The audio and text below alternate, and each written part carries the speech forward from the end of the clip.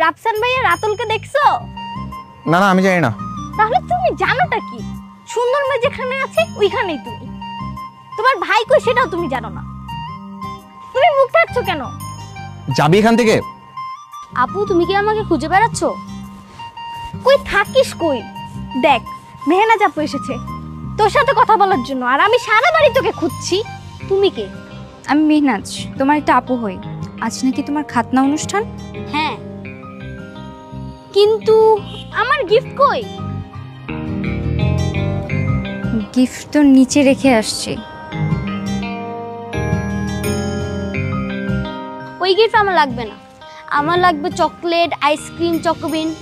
কিন্তু ওগুলি কই? এগুলো আনতে তো ভুলে গেছি। আচ্ছা ঠিক আছে, পরের বার আমি নিয়ে আসবো, প্রমিস। পরের বার মানে?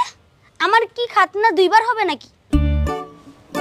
এই কি বলছিস এসব? সে আমাদের বাসার একজন অতিথি। আচ্ছা ঠিক আছে, চুপ করো তোমরা, আমি দোকানে যেয়ে কিনে এনে দিব। হ্যাঁ, এই চকলেটগুলো এনে আমার সাথে দেখা করবা। আচ্ছা ঠিক আছে। আমার ভাই অনেক বেয়াদব, বড়দের সাথে কিভাবে কথা বলতে হয় সেটাও জানে থাক, না। বাদ দাও, চলো রেহানা আমরা দোকানে যাই। কিন্তু আপু আমার তো মেহেদি দেওয়া হয়নি। তুমি এক কাজ করো, ওই যে ভাইয়া, ভাইকে নিয়ে যাও, সমস্যা নেই। আচ্ছা ঠিক আছে, তুমি যাও। ওকে। Excuse me.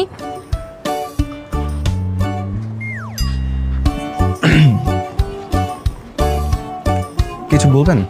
আমি একটু দোকানে যাব, আমাকে একটু দোকানে নিয়ে চলেন তো। কেন? কাজ আছে আমার। থাক, লজ্জায় এত মুখ লুকাতে হবে না, চলেন। ঠিক আছে, চলেন।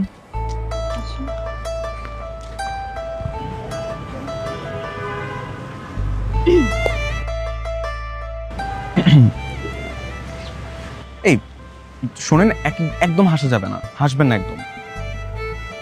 আমার হাসি পেলে আমি কি করব? দেখেন, আপনি একটু ভুল বিষয় নিয়ে ভেবেছেন, ওরকম কিছুই না।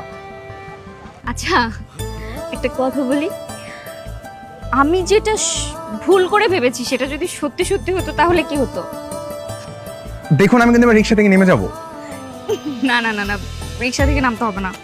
ওকে, আমি হাসি বাদ দিচ্ছি। টপিকটাই বাদ দিন। ওকে বাদ। হ্যাঁ,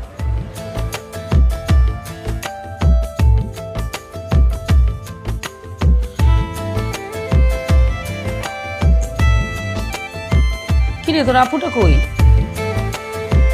আপু তো বাইরে গেছে ভাইয়ার সাথে। কেন বাইরে কেন? ওই যে রাতুল আছে